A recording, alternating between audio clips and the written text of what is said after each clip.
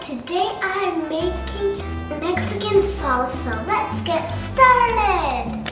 For the salsa, we need Roma tomatoes and purple onion and lime and also cilantro. This is gonna be kids' version salsa, and I'm not gonna add spicy red pepper.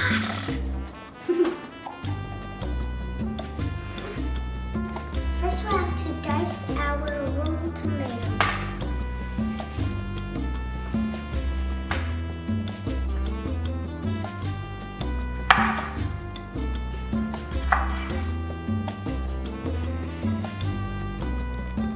Transfer your all tomatoes into the bowl.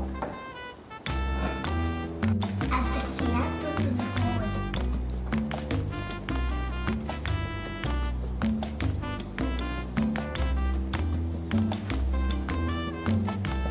Add the salt and the lime juice.